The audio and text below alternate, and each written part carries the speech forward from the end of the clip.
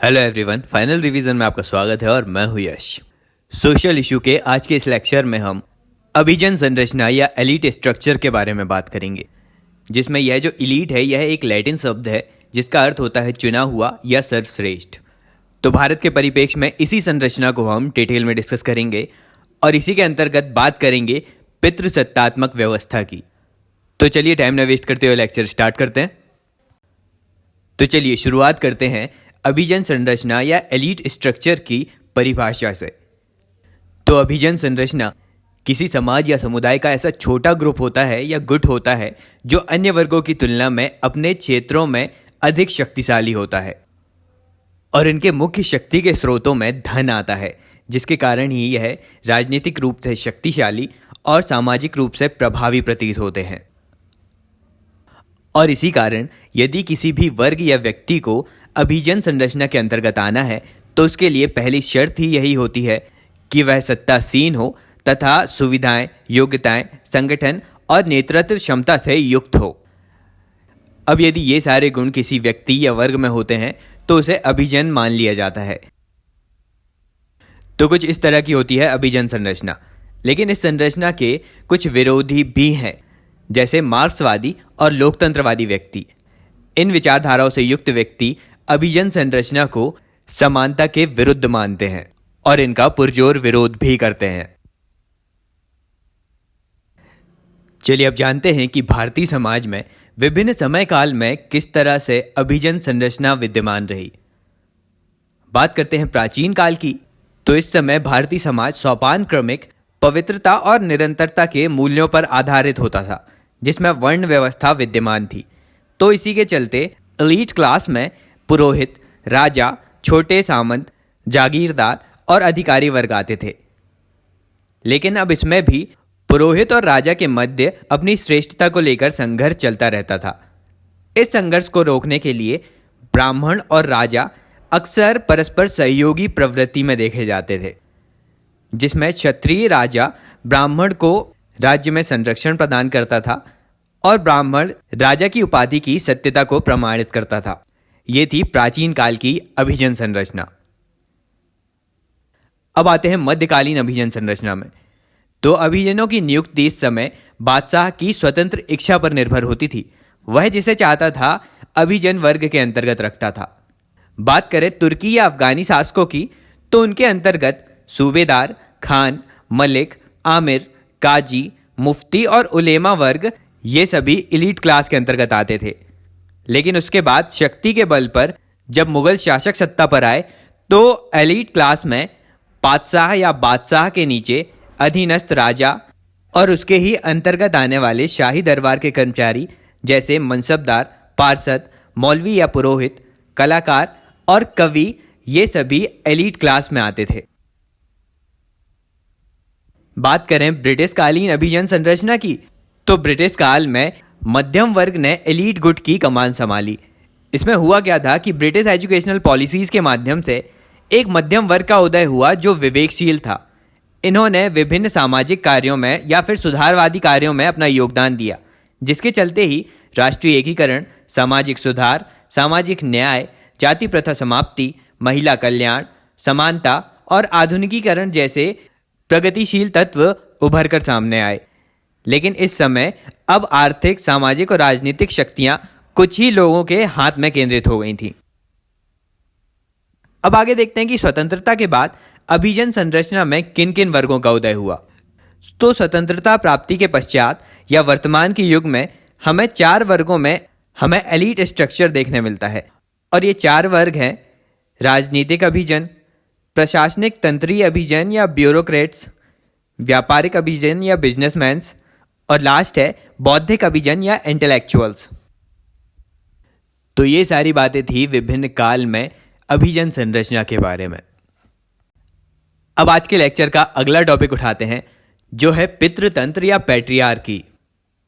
तो पैट्रियार्की एक इंग्लिश शब्द है जो 2 शब्दों से मिलकर बना है, पहला पैटर और दूसरा आर्की। पैटर का अर्थ होता है पिता और आर्की का मतलब होता है शासन।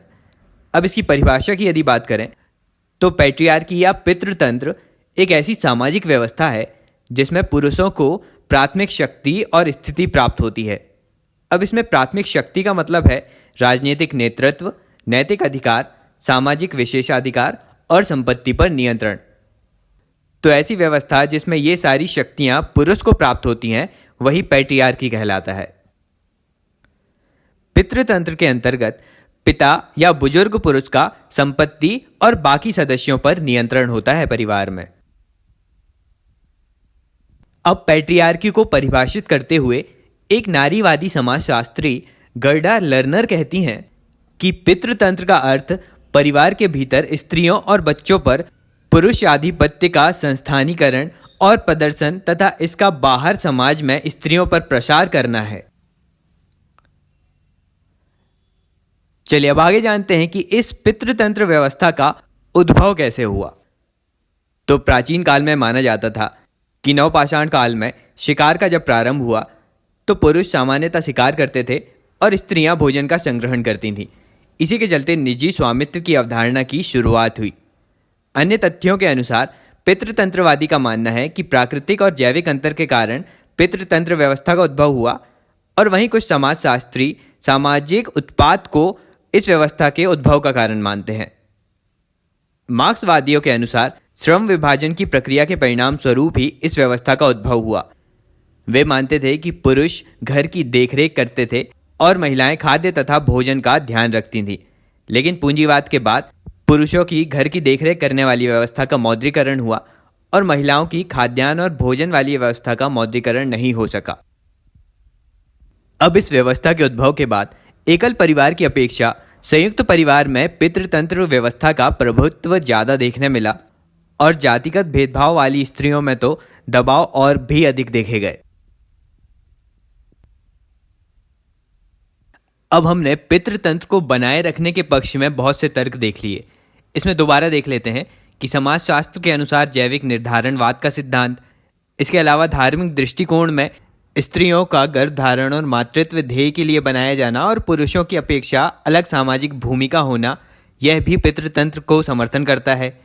इसके अलावा मनोवैज्ञानिक शेरवुड वॉसबर्न और सी लैनिस्टर के द्वारा जो नवपाषाण युग में शिकारी पुरुष की अवधारणा दी गई थी, साथ ही E.O. विल्सन के माध्यम से यह अवधारणा दी गई कि पितृतंत्र स्त्री पुरुष असमानता, प्राकृतिक मानव प्रजाति रक्षा के अनुकूल और श्रम विभाजन की अवधारणा के सम्मत है। तो E. विल्सन की यह अवधारणा भी पितृतंत्र व्यवस्था को बनाए रखने का समर्थन करती है।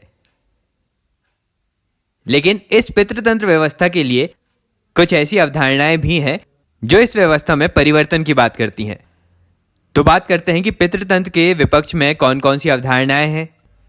तो इसमें गर्डा लर्नर कहती हैं कि पितृसत्ता इतिहास के किसी पड़ाव से उत्पन्न न होकर कई कारणों से उत्पन्न हुई है। इसकी उत्पत्ति लगभग 2500 वर्ष से भी अधिक में हुई है। इनके अलावा अन्य अवधारणाएं कहती हैं कि पितृसत्ता वर्तमान में औचित्य नहीं रखती। अब इसके कुछ कारण इस प्रकार दिए जाते हैं कि परमाणु अस्त्रों के युग में जनसंख्या दबाव और संसाधन कमी के चलते स्त्रियों को अब प्रजनन तथा मातृत्व दबाव से बाहर आना चाहिए। दूसरा तर्क कहता है कि प्राचीन काल में जो श्रम विभाजन व्यवस्था थी वह स्त्रियों के द्वारा भी स्वीकार की जाती थी, लेकिन अब यह काम जबरदस्ती का हो गया है क्योंकि अब परिस्थितियां अलग हो गई हैं और श्रम में स्त्रियों की भी भागीदारी बढ़ रही है। और अगला कारण बताया जाता है कि स्त्रियों का पितृ संरक्षण शोषण की बजाय पराधीनता की स्थिति के अनुरूप है, जहां पर स्त्रियों को कर्तव्य, दायित्व, अधिकार के आवरण से नियोजित और संचालित किया जाता है। तो ये सभी कारण हैं जो दर्शाते हैं कि पितृसत्ता अब वर्तमान में औचित्य नहीं रखती है और इसमें परिवर्तन होने की बहुत आवश्यकता है। चलिए अब इस व्यवस्था में हम देखते हैं कि पितृसत्ता की या पितृतंत्रीय सौदेबाजी या पैट्रियार्कियल बार्गेनिंग क्या होती है। तो पैट्रियार्कियल बार्गेनिंग एक ऐसी अवस्था है जिसमें एक महिला है, वह अपने व्यक्तिगत लाभ के लिए जो पितृसत्तात्मक मानदंड है उन्हें सही ठहराती है। इसमें होता क्या है कि एक महिला को पितृसत्तात्मक व्यवस्था को बनाए रखने में अपना वित्तीय, भावात्मक, मनोवैज्ञानिक और सामाजिक लाभ दिखता है, तो वह अपने व्यक्तिगत लाभ के चलते पितृतंत्रीय व्यवस्था को सभी के लिए उचित बताती है। लेकिन यह जो पैट्रियार्कियल बार्गेनिंग है यह व्यक्तिगत रूप से तो उसे लाभ पहुंचाती है, लेकिन यदि एक पूरे समुदाय की या समूह की बात करें तो सामूहिक रूप से यह पैट्रियार्कल बार्गेनिंग बहुत नुकसानदेह भी है। चलिए अब बात करते हैं कि भारत में पितृतंत्र का व्यवहारिक पक्ष क्या कहता है। तो इसमें अलग अलग अवधारणाएं या अलग अलग परिस्थितियां हैं भारत में। चलिए तो जानते हैं कि ये कौन कौन सी परिस्थितियां हैं। तो भारत में पितृतंत्र की जड़ें बहुत ही गहरी हैं। इसका कारण है जातीय व्यवस्था, परिवार, नातेदारी, सांस्कृतिक विशेषता, धर्म, राज्य आदि का होना। अब इस पितृतंत्रात्मक व्यवस्था के लिए रेडिकल नारीवादी कहते हैं कि इसी व्यवस्था ने लैंगिक संबंधों में हिंसा को जन्म दिया है, इसीलिए स्त्रियों को पुरुषों से स्वतंत्र होकर रहना चाहिए। फिर समाजवादी नारीवादी कहते हैं कि शोषण निजी स्वामित्व की देन है और यह पितृतंत्री व्यवस्था भी निजी स्वामित्व को बढ़ावा देते हुए मानव श्रम का शोषण और प्रजनन क्षमता के शोषण को भी जन्म देता है।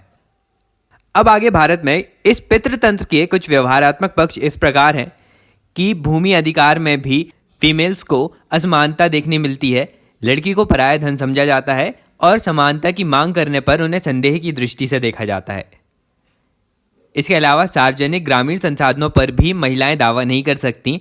यदि उनके पास संसाधन भी हैं तो वे परिवार आय में वृद्धि की दृष्टि से मिलते हैं और निम्न जाति महिलाओं को यह अधिकार भी प्राप्त नहीं होता, बल्कि उन्हें तो यौन शोषण भी झेलना पड़ता है। आगे महिलाओं को स्वतंत्र कार्यों में भी उनके कार्यों का उचित मूल्य नहीं मिल पाता।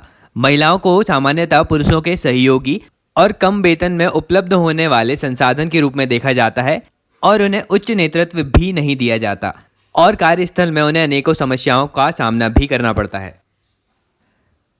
अब इसमें ही यह पितृतंत्र व्यवस्था सामाजिक सहयोग व्यवस्था के अंतर्गत महिलाओं को सहनशील बताकर उन्हें विभिन्न सहयोग नहीं दिए जाते, जैसे चिकित्सा, पौष्टिक भोजन आदि, और उनका सहयोग सिर्फ इस बात पर आधारित होता है कि वे न्यायोचित बात मनवाने में कितनी सक्षम हैं। अब वर्तमान में भी यदि महिलाओं के मातृत्व और बच्चों की देखभाल के स्वरूप की बात करें तो गर्भधारण और मातृत्व एक फीमेल के आर्थिक रूप से उत्पादक होने को संकीर्ण कर देता है और साथ ही साथ यह अवधारणा भी है कि लड़के को जन्म देने वाली स्त्री का सामाजिक सांस्कृतिक मूल्य अधिक भी माना जाने लगता है।